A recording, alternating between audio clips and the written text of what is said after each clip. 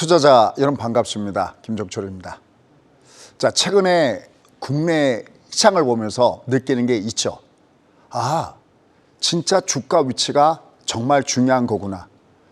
다른 때 같으면은 오히려 주가에 급락을 불러올 수 있는 이런 악재들이 이상하게 시간만 지나면 이게 오히려 호재로 둔갑하는 모습을 주고 있습니다. 가만히 지나고 보니까 결국은 지난번에 실리콘밸리 뱅크로 금융시스템이 붕괴된다. 아니면 CS가 부도가 난다. 또 여기다가 도이치방크까지 문제가 터진다라고 했던 그 부분이 결국은 오히려 저가 매수할 수 있는 절호의 찬스가 됐다는 거죠. 근데 이게 중요한 것은요. 아무 때나 이게 나타나는 게 아닙니다. 이게 만약에 주가가 고층 아파트에 있었으면은 주가는 바로 그것이 트리거가 돼서 주가에 대참사를 불러올 수도 있었던 부분인데 현재 주가 위치가 말씀드렸던 대로 이 저층 아파트 구간 주가 위치가 하단에 놓여져 있기 때문에 그랬었습니다. 그 하단에 놓여져 있다는 그거를 우리가 어떻게 풀어낼 것이냐. 막연하게 그냥 주가가 아래에 있어요. 감에도 있어요. 저는 이렇게 여러분께 강의한 적이 한 번도 없습니다. 두 가지 이유를 댔었습니다. 첫 번째는 바로 녹색 캔들 구간이었고요. 두 번째는 오파동 구간에 놓여졌었다는 겁니다. 꼭 아셔야 됩니다. 여러분들이 이렇게 아침에 일찍 이 앞에 계셨을 때 여러분들은 두 가지를 얻어가야 됩니다. 첫 번째는 내가 지금 수익을 내기 위한 그 전략과 두 번째는 내가 아닌 나의 뒤를 이어서 계속해서 매매를 할 내 아들, 딸들한테도 이 귀중한 기법을 여러분이 꼭 가져가시기 바라겠습니다. 진짜 말 그대로 피와 땀이 서려 있는 그러한 한 땀 한 땀 진짜 제가 실패해서 배우는 성공하러 간 부분들입니다. 자, 그러면 올해 2023년도 제가 2023년도 계속해서 제일 강조하는 게 있습니다. 올해 2023년도에는 돈 버셔야 됩니다라는 말씀을 참 많이 드리고 있습니다. 그런데 진짜 그러한 가지 나타나고 있습니다. 왜냐하면 지금 온통 악재가 여전히 굉장히 많이 나오고 있습니다. 그런데 그거 아십니까? 얘가 다른 쪽에서 악재가 터진 거 혹시 여러분들 아십니까? 잠시 살펴보도록 하겠습니다. 이게 악재가 이미 우리가 알고 있는 악재는 더 이상 악재가 아니에요. 그러니까 어떤 금융 시스템 쪽에서 어딘가 제2의 실리콘밸리뱅크가 나타난다 하더라도 제가 이런 말씀드렸죠. 설령 JP 모건이 어떤 문제가 나온다 하더라도 그것은 악재가 아닙니다라고까지 했어요. 그럼 JP 모건 그러면 어디입니까? 미국의 연준은행이 혹시 우리처럼 나라의 것, 다시 말해서 국가 것이 아니라 이것은 주주가 있는 민간은행인 거 혹시 아십니까? 그러니까 미국의 중앙은행이 나오기 전에 탄생하기 전에 그 중앙은행의 역할을 했던 소위 뱅커런이 발생됐을 때 금융위기가 됐을 때 그걸 막았던 대표적인 은행이 어딜까요? 바로 JP모건입니다. JP모건은 공공한 비밀이죠. 바로 연준의 가장 최대 대주주기도 합니다. 이런 JP모건에서 문제가 생기더라도 하나도 걱정할 필요가 없습니다 하고 있습니다. 근데 오히려 문제는 다른 데서 터지고 있습니다. 결국은 또 다른 악재가 나와져 있습니다. 지금 우리는 그냥 주가가 내려가다 올라가고 특히 2차 전지 섹터 강하고 주말엔 반대 종목군 강하니까 우리가 잊고 있지만 이거 봐라 여기서 또 악재가 나왔는데 또 다른 때는 다른 색깔의 악재 이미 우리가 알고 있는 그런 악재가 아니라 문제는 다른 종류의 악재가 나오고 있다는 겁니다. 그럼에도 불구하고 드디어 이미 나온 것이 있었죠. 바로 적산병입니다. 적산병 그러면 여러분 뭐가 떠오를까요? 준비되어 있습니까? 공부하는 자와 공부하지 않은 자가 나눠지는 겁니다. 월봉의 적산병. 과연 여러분들은 어떤 생각을 갖고 계십니까? 또 적산병이라는 것이 무슨 뜻일까요? 그냥 단순하게 양봉 세 개야. 이거는 아무것도 아닌 겁니다. 이건 그냥 외운 것밖에 안 되는 겁니다. 굉장히 중요한 의미를 품고 있는 것이 적산병입니다. 어떻게 보면 눈 속에 핀 매화꽃을 푸르는 내용이다라고 얘기할 수 있죠. 소위 설중매 증시다는 말씀 이렇게 드렸었죠. 그 부분을 풀어봐야 되겠고요. 그 다음에 이것 봐라. 더 헷갈리는 게 있습니다. 삼성전자가 감산했는데 왜 감산했죠? 버티다가 한마디로 하면 삼성전자까지 항복선을 한 겁니다. 이건 도저히 감산이 아니고서는 이거를 버텨낼 수가 없구나. 그런데 삼성전자 감산했는데 주가가 급등을 줬어요. 또 이런 궁금증이 있을 것 같습니다. 저도 그런 질문 받았거든요. 저희 수강생한테 수장님, 삼성전자 감산을 하면은 소부장 종목군들은 주가가 빠져드는 거 아닌가요? 그렇죠. 그럴 수도 있죠. 참 놀랍습니다. 악재 속에 적산병이듯이 악재일 텐데 주가는 위로 나고 있다는 거죠. 이 주가 움직이는 메커니즘을 다시 한번 알아야 된다라는 겁니다. 결국 지금 종목 군단들을 보면은 뭐 다른 건 좀 그냥 그냥 그저 그런 정도고요. 결국 가장 대장주인 2차 전지 섹터가 움직이다가 주말에도 에코프로가 엄청나게 강했잖아요. 그죠? 그러한 가운데서 다른 데 같으면은 매기가 2차 전지가 죽어야 그 매기가 다른 데 이동하면서 소부장 종목이든 뭐든 움직였는데 동시에 움직이기도 하네. 더군다나 감산한다는데 더군다나 지금 수익이 얼마나 줄었습니까? 뭐 데이터임이 알고 계시겠지만 좀 이따 다시 한번 놀래보고 이게 도대체 뭐가 어떻게 돌아가는 거야? 아니 아무리 악재가 호재다 나오지만 도저히 나한테 이해가 안 가는데 속 시원하게 풀어드리도록 하겠습니다. 자, 그다음에 중요한 부분들이죠. 우리가 여기 지금 오타가 하나 있네요. 여기 아니라 2023년도인데 내년이라고 그랬네요. 그럴 수도 있습니다. 23년도에 이 폭등주가 나타나는 이유가 뭐냐라는 거죠.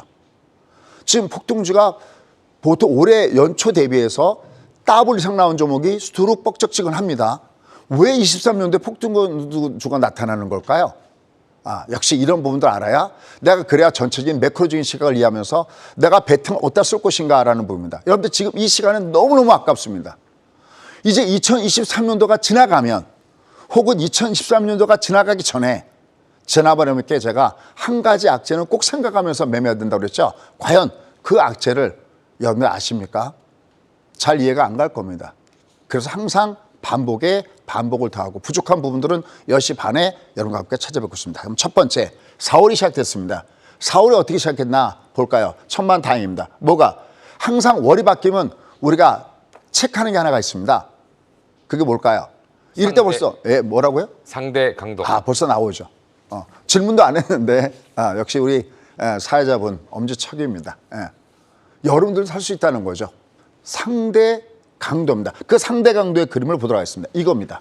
바로 우리가 보통 비유법으로 바람이 도대체 어디서 불고 있느냐라는 겁니다. 바람이 밑에서부터 위로 불고 있느냐 아니면 위에서 내리 불고 있느냐. 그러니까 바람이 밑에서 위로 불면은 아무리 주가가 조정받아도 계속 밑에서 받쳐주면서 이 돛담배는 위로 올라가는 거죠. 4월 바람의 방향 상대 강도를 보죠. 자, 여기도 약간 주말 상승을 해서 위로 올라갔죠. 자, 근데 여기 중요한 게 하나 있습니다. 여기요, 동그라미 쳐 있죠. 장대 음봉을 줬죠. 아주 중요한 겁니다. 저 시그널이. 이쪽을 보실까요? 이쪽 똑같은 날 목요일 날 이쪽은 목요일 날 장대 음봉을 때려버렸거든요. 근데 이쪽은 장대 음봉이 아니라 어떻게 됐습니까? 음봉은 음봉인데 꼬리가 길게 달려있죠. 우리가 보통 아래 꼬리는 이건 대기 매수가 된 거죠. 자, 그럼 첫 번째. 상대 강도의 의미점이라는 것은 어떤 관점을 갖고 있냐면 내가 어느 쪽에다가 베팅을 더 둬야 돼? 나 코스피에다가 더 베팅을 많이 둬야 돼? 아니면 여전히 코스닥에다가 베팅을 많이 둬야 돼? 라는 문제입니다. 그럴 때 이쪽은 여전히 아직까지 악재가 나오면 팍 두들겨 맞고요. 이쪽은 내려가도 밑에서 받쳐줍니다. 그 다음에 한번 보시죠. 상대 강도는 얘가 지금 이게 요 위에 있는 게 이게 월봉이거든요. 그럼 여기의 월봉과 여기의 월봉을 비교해 보면은 그 빨간 정도가 월봉인데 그러니까 얼마나 강한 탈리기를 때 이쪽은 쫙 들어주죠. 이쪽은 조금밖에 못 들어주죠. 이것 봐라. 여전히 아직까지 상대 강도는 현재까지입니다. 현재까지 상대 강도는 코스피가 아니라 코스닥 쪽에 있구나. 이걸 우리가 뭐라고 한다? 상대 강도다라고 하고 항상 종합은 종합이 아니에요. 여러분 제가 작년도 주가 이렇게 내려갔을 때 그런 얘기 많이 하죠. 국민연금의 수익률이 마이너스 8%, 더군다나 국내 주시장의 수익률이 무려 마이너스 22%. 하지만 우리나라 국내 연금이 전 세계에서 차지하는 이 연금의 랭킹으로 보면은 못하는 편이 아니라고 했습니다. 물론 뛰어나지도 않지만 한 중간 정도. 근데 이들이 작년에 마이너스 25%면 작년 종합주가수의 코스피 하락률이 마이너스 25%인데 일반이나 별배 다른 바가 없습니다.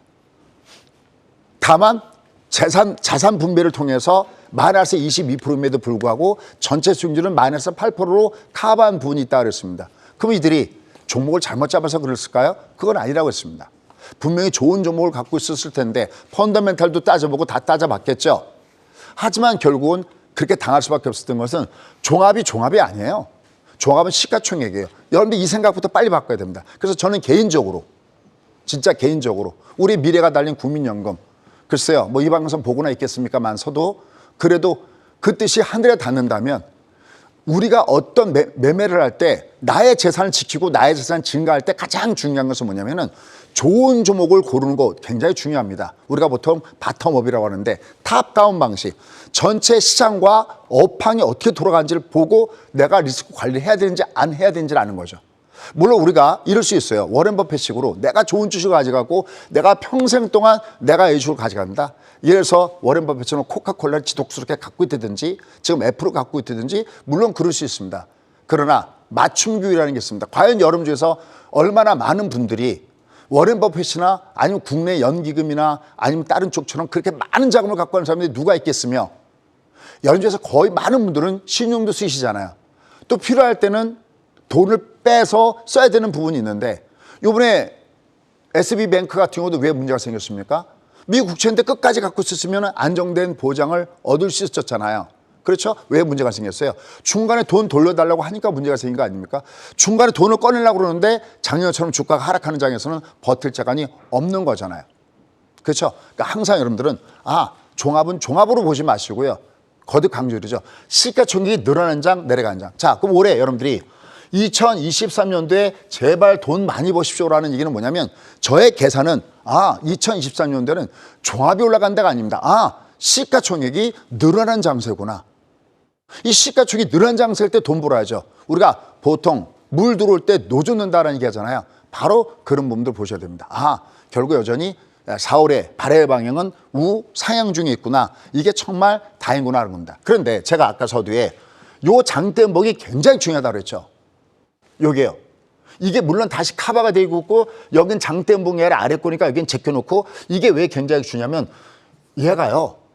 강적을 만났는데 그동안의 강적과는 비교가 안 되는 강적을 만나고 있어요. 이게 주가가 올라간다고 무방비의 상태에 있다 보면요. 당할 수가 있어요. 보세요. 제가 여러분께 실리콘뱅크 문제가 터졌을 때 여러분 이게 주말에 터져서 다행이다라고 얘기하고 그다음에 결국 이 악재는 주가를 갖다가 딛고 일었을 수 있기 때문에 오히려 호재로 작용할 수 있습니다 라는 말씀을 드렸어요. 근데 이 악재는 다른 악재가 아니에요. 다른 악재가 아니라 지금 제가 가장 아킬레스 건으로 생각하고 있는 2단 저침 바로 경기 침체가 나올 수 있다는 악재이기 때문에 이건 여러분들이 반드시 담아 놓으시기 바라겠습니다. 내가 그러니까 이렇게 얘기할 수 있겠어요. 저는 여전히 2023년도 장세는 돈 버셔야 되고 여러분들이 수익을 낼 수 있는 좋은 장세인 건 틀림없는데 여러분들 혹시 어렸을 때 무궁화 꽃이 피었습니다 혹시 하셨습니까? 우리가 순례 앞으로 계속 전진하면서 계속 가는 겁니다. 가는데 한쪽은 항상 언제든지 순례가 뒤집어서 오면 치고 나서 뒤집어 오면 돈만 갈 준비라는 거잖아요. 그 악재가 일단 여기서 작은 신호탄을 준 겁니다. 물론 지금은 여전히 괜찮습니다. 왜 괜찮은지 뒤에 가서 설명할게요. 다만 이건 다른 악재랑은 다르구나. 그 다음에 앞에 서두에서 제가 이게 악재 속에 올라가는 설쯤의 증시 그 다음에 이 악재가 있어도 우리가 올라갈 수 있는 증시다 그랬는데 지난번 혹시 제가 냈던 퀴즈 여러분들 기억나십니까? 마지막 그림이 뭐냐라는 말씀을 드렸죠. 그 그림을 한번 보여드리도록 하겠습니다. 자 보시죠. 첫 번째 저희 사회자분이 제일 좋아하는 거죠. 저층 아파트입니다. 그러니까 얘는 주가가 제가 이런 표현을 했어요. 그냥 일반 유튜브 할 때는 저 위에서 악재가 만나서 떨어질 때는 얘가 떨어질 때 으악거리는데도 그냥 으악하고 끝나지도 않습니다. 이게 워낙 높으니까 으악거리는데도 한참 동안 으악 그러면서 빠져야 되는데 얘는 악재가 나와서 떨어져도 다음에 알을 할 틈도 없다 그랬습니다. 왜냐하면 다음에 알을 하려고 해도 이미 발이 밑에 다 있다 그랬습니다. 우리가 왜 한참 수영하다가 야 이거 클래스 난 수영 못해 그러는데 야야야 발 다 일어나봐 그러면 이렇게 딱 쓰면 왜 밑에 발목에 하는 그런 느낌 바로 저층 아파트라는 말씀 드렸지 않습니까? 저는 이렇게 비유법을 상당히 많이 씁니다. 그래도 나름대로 증권 교육을 벌써 한 30년 가까이 하다 보니 여러분들이 어떻게 해야 쉽게 이해하는지를 알죠. 진짜 저층 아파트였어요. 상당히 고맙다는 말씀 참 많이 드렸어요. 아마 오늘도 그분들이 열심히 좀 댓글을 달아주지 않을까라는 생각을 해봅니다. 특히 이번에 뭐 실리콘뱅크 문제라든지 크레딧 스위스 문제라든지 뭐 그런 문제가 터졌을 때도 여러분들 지금은 저층 아파트입니다. 도망가지 않으셔도 됩니다. 근데 이미 사실 이 내용은 작년부터 얘기했던 겁니다. 왜냐하면 위에서 매도 신호가 나오더라도 예서 뭐 영마트에서 매도가 나오더라도 매도를 떼인 다음에 너무 멀리 가 있지 마십시오. 도망가지 마십시오. 그랬어요. 바로 문 밖에 있으십시오. 라는 말씀을 드렸던 거 아마 여러분들 아실 겁니다. 그분들이 지금은 찐팬으로 아마 열심히 강의를 듣고 있지 않을까라는 생각입니다. 그 다음에 최근에 나오는 악재를 제가 비교해서 두더지 장세다라는 말씀 드렸죠. 그죠? 언제 어느 때 악재가 튀어나올지 모릅니다. 근데 이게요. 똑같은 악재는 상관이 없어요. 그러니까 뭐 또 다른 금융기관에서 뭐가 문제가 터졌다? 상관없어요. 얼마 전에 제가 상업용 부동산 얘기했죠. 미국의 중소은행들이 차지하는 미국의 경제 차지하는 비중은 작게는 40, 많게는 60. 근데 이 중소은행들이 거의 커버하는 게 부동산 문제. 우리도 지금 PF 문제가 굉장히 심각해지고 있지 않습니까? 뇌간의 불씨를 당길 수도 있지 않습니까? 우리도 여전히. 근데 내가 똑같은 악재는 상관이 없는데 이거 봐라. 이게 또 다른 악재가 좀 나왔습니다. 염지면 어쩌면 악재인지도 모르고 지나갈 수 있는데 제가 생각할 때는 항상 이런 말씀 드리죠. 우리가 주식 투자에 성공하려면 경제를 알아야 되고 근데 그걸 알기 위해서는 우리가 국제 정치를 알아야 된다는 말씀 드리고 있습니다. 그보다 위에 있는 건 물론 안보다라는 말씀 드렸죠. 근데 자꾸만 다른 악재가 터지고 있는데 여전히 우리가 기다리는 것은 뿅망치. 그 악재를 얼마든지 내려놓을 수 있는 그런 위치에 놓여져 있기 때문에 그 악재가 나오더라도 너무 걱정하지 마시오라는 말씀 드리고 있어요. 근데 우리가 이런 게 있어요. 주가가 오는 것은 내가 어떤 목표치까지 주가가 상승할 때 이렇게 가는 법은 없어요. 주가의 가장 기본적인 성격은 파동입니다. 지그재그 파동이라고 하죠. 이렇게. 어딘가 얘가 올라가다가 종합주가가 꺾어지려는 한 순간에는 갑자기 어떤 종목이 여러분들이 감당이 어려울 정도로 와르르 무너질 수가 있어요. 이걸 우리가 알고 매매해야 되겠죠. 무조건 고가 아니라 알고 고하자라는 법입니다. 그러면서 아까 장대음봉 보여드렸죠. 그 장대음봉이 바로 요거였습니다. 지난주 퀴즈였죠. 여기 그림은 바로 동전의 양면성입니다. 뭐 손도 똑같죠.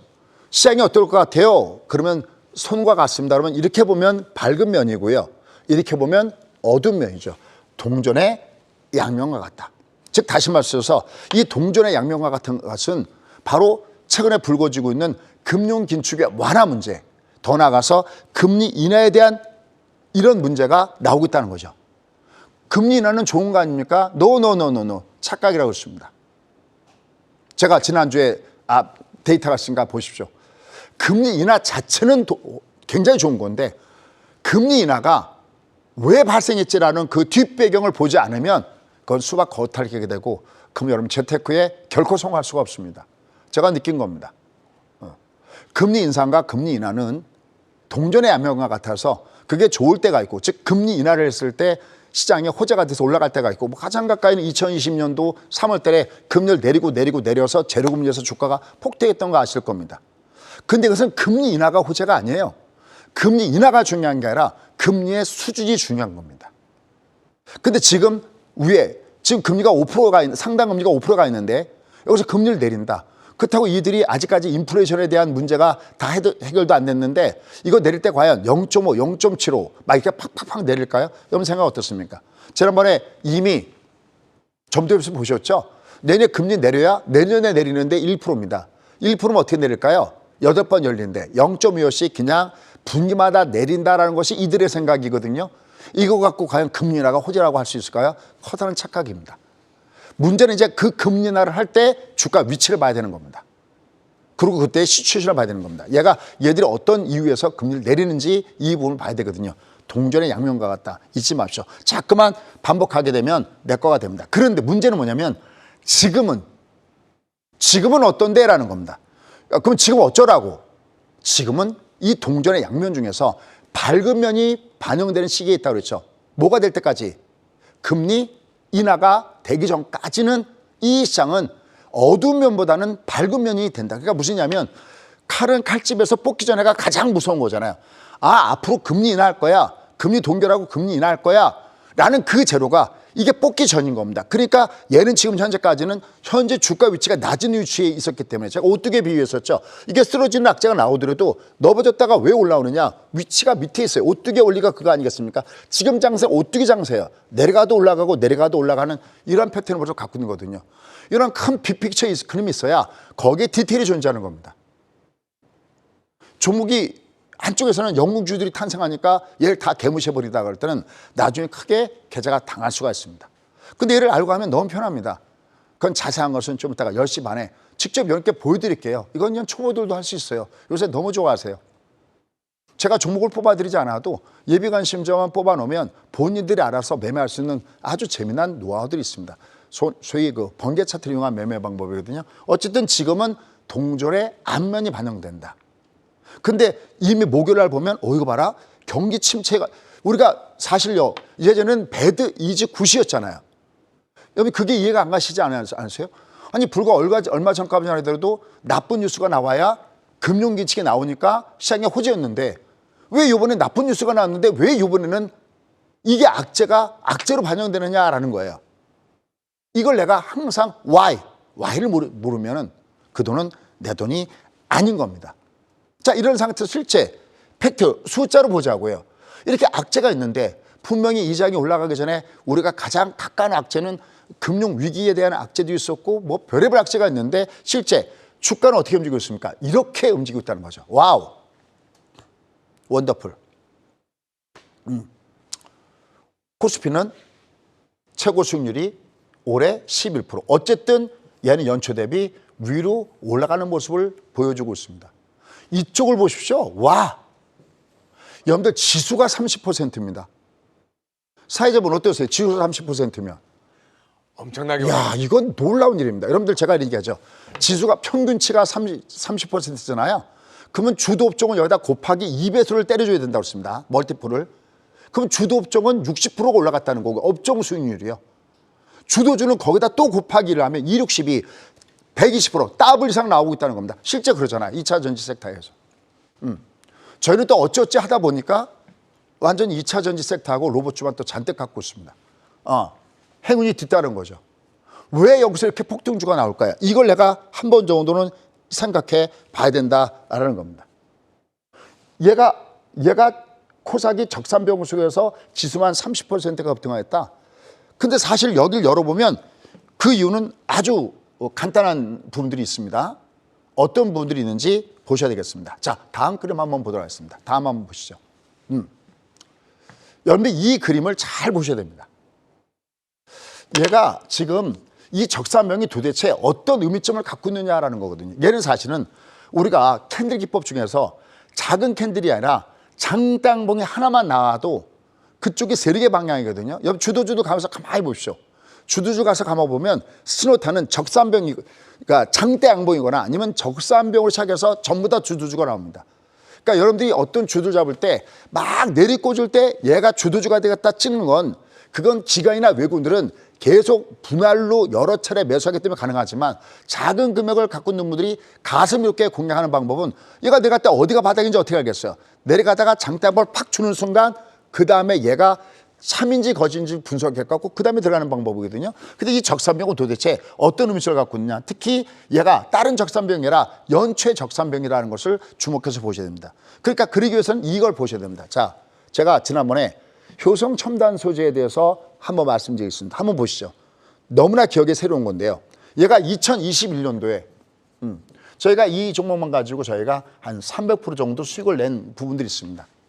제가 수강생들한테 그런 말씀 드렸어요. 여러분 얘는 올해 주도줄 텐데 어느 날 만약에 제가 까먹고 말씀을 드리지 않아도 여러분이 꼭 매수해야 되는 자리가 있다고 했습니다. 어딜까요? 예를 보면 적산명을 준 다음에 첫 번째 조정을 주죠. 이 기법 우리가 99.99라고 그러는데 감히 100이라고 얘기하지 못하고 그러니까 누구나가 들어가면 먹을 수 있는 돈 벌 수 있는 그런 좋은 자리인데 그게 뭐냐면 옆으로 눕는 겁니다. 옆으로 수평으로 이렇게 눕는 겁니다. 우리가 그것을 기간 조정이라고 그래요. 우리가 이렇게 내려가는 걸 가격 조정하고 올라갈 땐 여기서 일부 줄여야 되잖아요. 이걸 부위험 기법이라고 하는데 그게 아니라 올라갔는데 가격 조정이 아니라 옆으로 눕는 기간 조정을 줘버리면 얘는 주가가 더 올라간다는 신호거든요. 아주 가성비 높은 기법입니다. 전 요새 저희 수강생하고 유튜브에 그 2차 전지섹터를 보면 재밌습니다. 한쪽에서는 계속 얘는 꼭지다, 또 뭐 공매도 수익들도 있고 너무 많이 올랐지 않습니까? 맞아요. 단기적으로 분명히 많이 올라갔죠. 근데 과연 이게 꼭지냐 아니냐 갖고 아주 도배를 하고 있습니다. 저희가 볼 땐 너무 간단한데. 왜요? 가격 조정을 안 주고 있거든요. 중요한 것은 이 가격을 움직일 수 있는 그 메이저급들, 가장 많이 지금 핵심 키가 되고 있는 이들이 물량을 던졌을 때는 주가가 확 빠지는 거거든요. 그런데 오히려 연초에 전부 다 적산병을 주고 있죠. 그죠? 그럼 뭡니까? 단기적으로 조정받아도 결국은 더 가야 된다는 거거든요. 자세한 사항은 아까 얘기했지만 10시 30분에 들어오시면 됩니다. 뭐 어렵지도 않습니다. 그냥 그린 겁니다. 어쨌든 보실까요?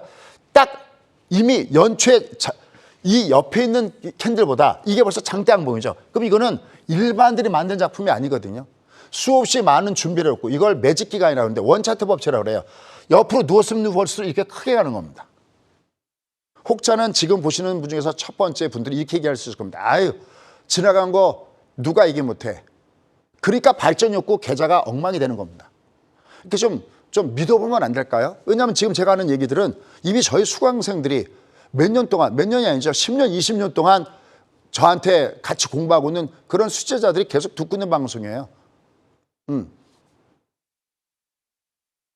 아직까지도 느낌이 없으시면 문제가 있습니다. 오, 야, 이건 드디어 들어왔구나. 그럼 얘를 항상 분석할 때는 소프트웨어하고 하드웨어를 분석하거든요. 너는 시장의 중심이 되겠구나. 근데 빵빵빵 적산병 됩니다. 그래? 넌 그러면 1번 옆으로 눕는 거 매집 SD라고 그래요. 세임 디스턴스. 위로 올라갈 때. 제가 연상법 어떻게 하냐면 저 바다에 딱 이렇게 빨간 게 딱 써 있어요. 무슨 그림이 연상될까요, 여러분들은? 등대. 그렇습니다. 빙고, 등대. 바다의 등대가. 거기서 이루어지는 첫 러브. 첫 조정은 첫 러브다에서 절의 매참사라고 그러거든요. 보십시오. 얘가 여기 이렇게 올라갈 때 어마어마하게 올라갔다 그러거든요. 이렇게 여기 이 적산병 그림이 요 그림이거든요. 일봉에. 이렇게 많이 올랐다고 쳤는데 조정을 준 다음에 얘보다 한 2배는 더 갑니다. 그게 적산병의 노하우예요. 다만 하나 차이점은 있긴 있죠. 얘는 옆으로 누웠고 얘는 옆으로 눕진 않았습니다. 이렇게 올라가는 거죠. 이렇게 올라가서 이렇게 올라가는 적산병은 내려갈 때가 저렇지 않습니다. 어쨌든 얘는 적산병을 주고 있다는 것은 일반들의 작품이 아니라는 점에서 우리는 굉장히 주목을 해볼 만한 위치에 있다는 겁니다. 그러니까 저렇게 적산병의 모습을 갖고 있는 종목군단들은 여러분 2023년도에 저런 종목군들은 바로 영웅주가 된다는 거죠. 그럼 도대체 적산병의 대표적인 종목군이 뭐가 있을까? 저희가 특히 국고초에서 이렇게 얘기해드렸던 종목군 중에서 보도록 하겠습니다. 에코프로.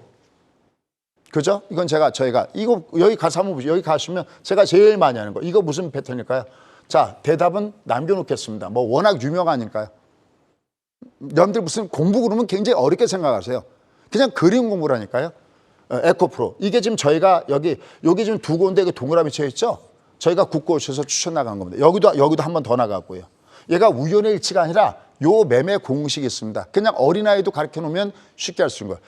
얘가 1차 여기서 상승한 것이 무려 645%. 그러니까 이미 7배 이상 떴던 거예요. 여기서만 뜬 것만도 320%가 떴습니다.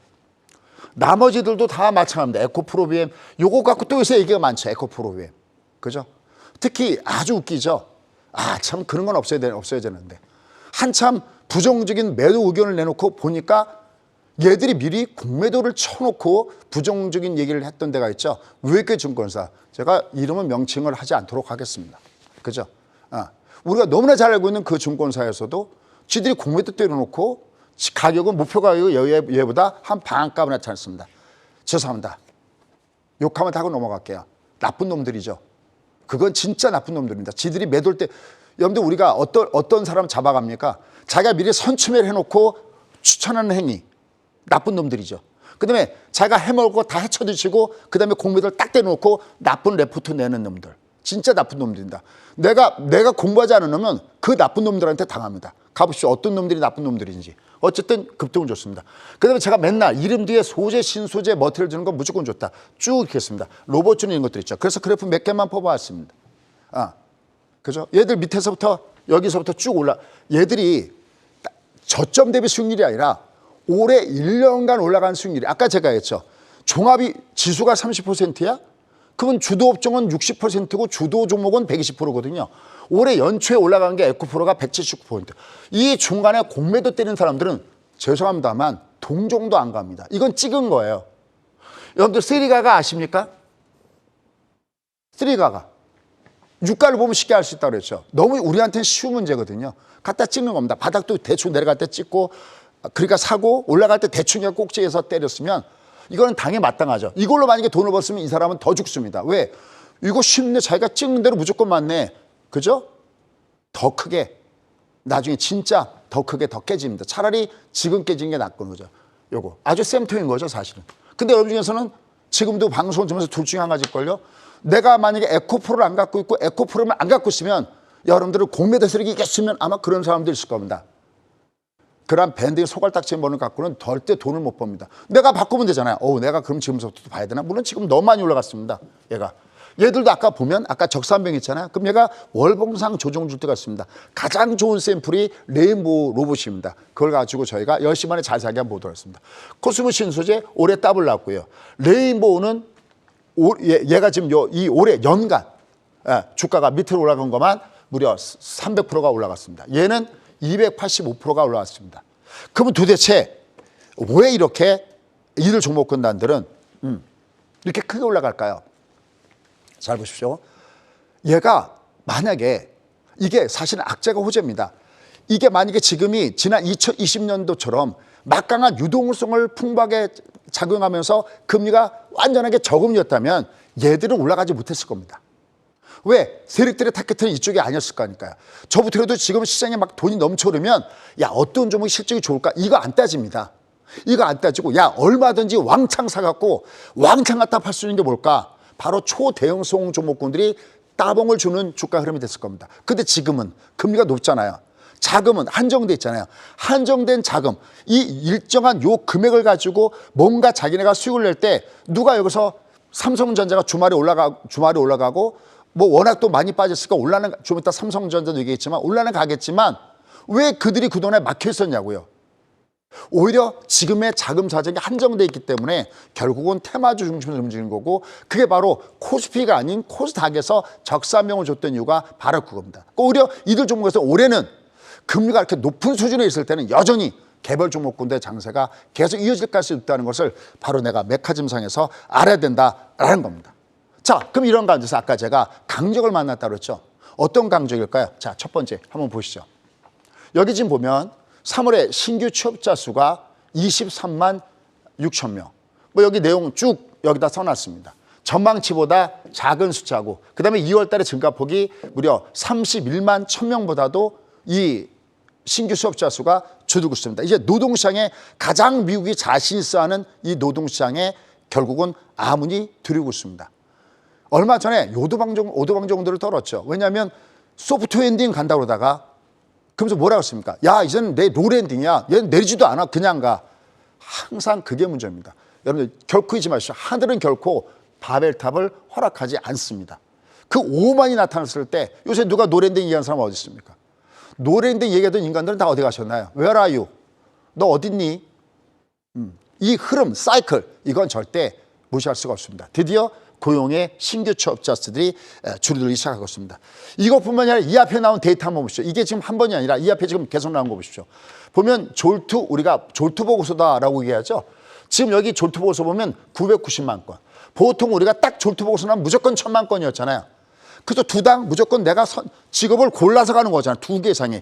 근데 2년 만에 처음으로 1,000만 건 아래로 내려왔습니다. 여기다가 경기지표. 우리가 50 아래면 안 좋다고 하는 거 너무나 잘하잖아요. 이게 46.3. 3년 만에 최저치로 지금 떨어진 거 이미 여러분들 아실 겁니다. 그 외에도 여러 가지 나오는데 맨 밑에 한번 보십시오. 여기 뭐냐면 기업들이 3월 감원 계획을 블라블라 하면서 감원 계획이 증가하고 있고 지금 전년 동월 대비로서는 무려 300% 이상이나 감원하겠다. 여러분들 제가 이런 말씀 있죠. 작년 3월 달부터 금리를 올렸기 때문에 얘가 지금 경기가 안 벌어진다고 얘기하지 마라. 감히. 얘는 이 금리 인상을 한 다음에 드디어 1년이 되는 올 3월 이후부터 여기 어딘가가 그 금리 인상의 효과가 이게 나타나는 겁니다. 어찌 이것들을 모르고 요 경주마처럼 요것만 보고 하십니까? 시야를 고개대로 하늘을 한 번씩 보고 그 다음에 달려야죠. 요것만 보고 달리니까 빅픽처럼이 전혀 안 보는 거죠. 저희 수강생들 하나도 놀라지 않았습니다. 왜? 수없이 반복의 반복을 거듭해왔기 때문에 드디어 이 고용이 부러지는 게 나타납니다. 그러면서 하나의 그림을 다시 한번 이렇게 보여드릴게요. 이거요. 어때요? 이 그림 기억나시죠? 여러분들 2004년부터 2006년 사이에 이때 금리를 1%에서 5%까지 무려 17번 연준회의가 있는 동안에 한 번도 빼지 않고 금리를 올렸습니다. 이때 미국의 경제학자들이 느낀 게 있다고 그랬죠. 아, 금리는 너무 가파르게 올리면 반드시 경기가 부러져 라는 걸 알았는데 제 얘기란 이번에는 이게 2years도 아닙니다. 이번에는 3월부터 3월까지 작년 3월부터 올 3월까지 1년 동안에 제로금리였던 금리가 상당금리 5%까지 올랐습니다. 이거 미친 짓 아니고 뭡니까? 경기가 안 부러지는 게 이상한 거죠. 그렇게 생각하지 않습니까? 이거 제가 무지하게 얘기했죠. 경기는 반드시 부러진다. 그래서 고용도 반드시 올 하반기에는 얘는 부러진다. 근데 벌써 4월 달에 이런 지표들이 벌써 나오기 시작하고 있습니다. 그러니까 여기서 IMF가 경고하고 나섰습니다. 보시죠. 한번 지금 보셨죠. 여러분들 대충 지나가지만 여러분들 한번 나중에 찾아서 보셔야 됩니다. 지금 IMF에서 30년 만에 최하, 더군다나 미국의 경기 침체 얘기가 나오고 있습니다. 지금 5년간 세계 경제 성장을 3% 보고 있는데 코로나 사태가 벌어지기는 전에도 이 평균 수익률이 성장률 3.8인데 예고보다도 훨씬 낮고 특히 미국에서는 경기에 대한 내리막 공포가 나타나고 있다. 그러니까 이번에 나타난 이 강적은 그냥 일반 강적이 아니에요. 그래서 제가 항상 이 교육을 시켜드립니다. 아마 지금도 보기 싫을 텐데 어떤 분이 진짜 유튜브에서 그렇게 썼습니다. 너무 감사한 얘기죠. 그걸 쭉 보는데 하면서 보는데 와, 수현 정말 가슴에 와닿는 강의입니다라는 말씀을 써주신 분이 계십니다. 아이들도 잘 몰라요. 모르시는 분은 그런 말씀드려요.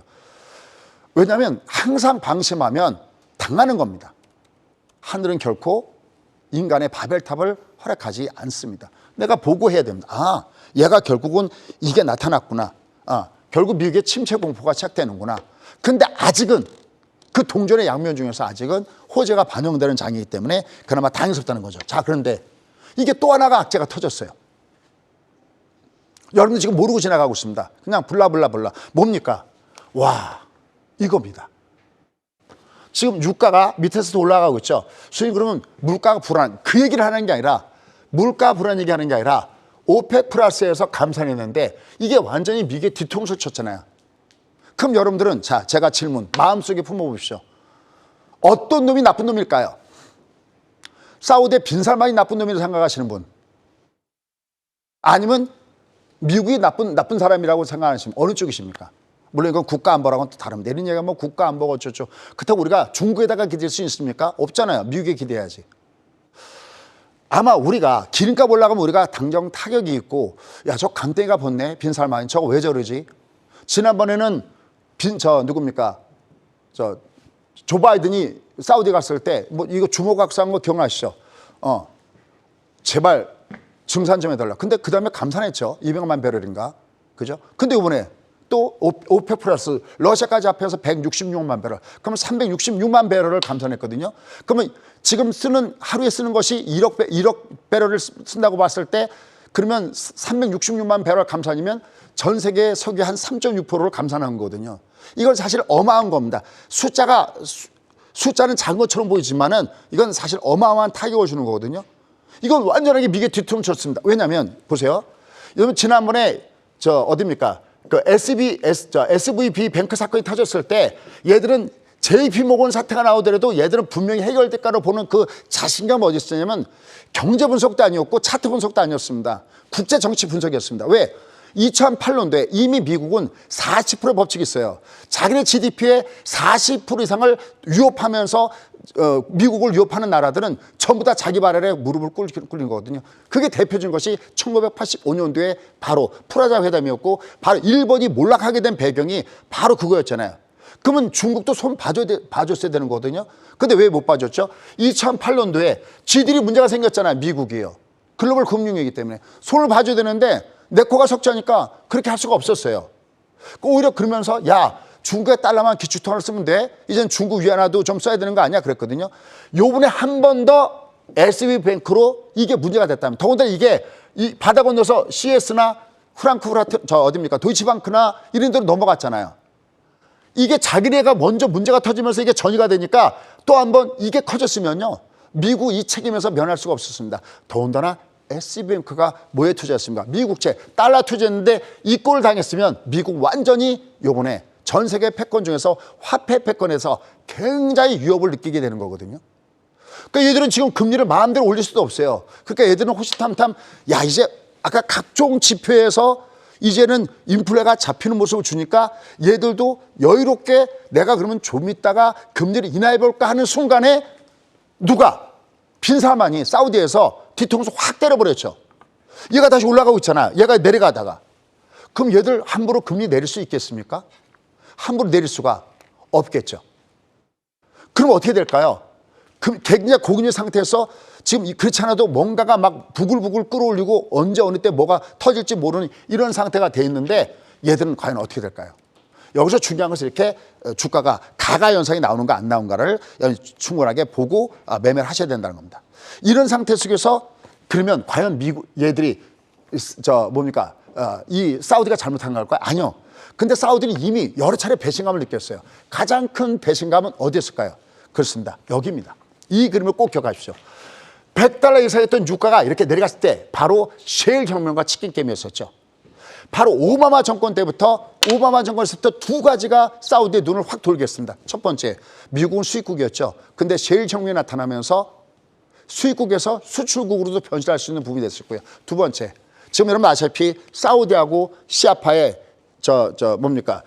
순위파하고 둘이 싸울 때 상대방이 누굽니까? 이란이잖아요. 근데 이란을 어떻게 된다고 그래요? 이란하고 핵 협의 합상을 한다. 이때부터 사우디는 돌기 시작했습니다. 그렇죠? 근데 그 다음 대통령들이 사우디를 개무시하기 시작했습니다. 트럼프 대통령 때 좀 낫잖아요. 왜냐하면 카즈쿠치 문제를 덮어주려고 하셨잖아요. 하지만 트럼프도 별반 다른 건 없었습니다. 왜? 시아파에서 군대 뺐잖아요. 방 뺐잖아요. 누가 자빠집니까? 바로 쿠르드족이 다 자빠지는 그런 문제가 됐잖아요. 여기다가 지금 조 바이든은 왕따 시킨다고 했죠. 그다음에 카즈쿠치의 배우를 지명했죠. 그러니까 난리가 난 겁니다. 그래? 너희들 한번 봐라 해서 이렇게 내려갔습니다. 이런 문제도 보도록 하겠습니다. 과연 사우디는 잘못한 걸까요? 아니면 본때를 보여주게 한 걸까요? 이거 굉장히 주목됩니다. 자, 지금 앞에서 자꾸만 끝내라고 하니까 제가 자세한 건 10시 30분에 한 번 더 얘기하도록 하겠고요. 그 다음에 이거 하나만 더 짚고 넘어가도록 하겠습니다. 삼성전자가 어니쇼크인데 딱 이렇게 생각하면 됩니다. 왜 어니쇼크인데 왜 주가 올라갔을까? 이것은 바로 선반영. 보통 한 6개월 내지 9개월 정도 선반영된 효과. 그러니까 얘들이 감산을 시작하면서 반도체 가격이 바닥에 빨리 올 거 아니냐. 실제로 소부장 종목은요. 딱 하나만 알고 가십시오. 소부장 종목은 얘가 꼭질 때 꼭지 치는 게 아니라 꼭지 치기 전에 미리 꼭지 치고 빠지고요.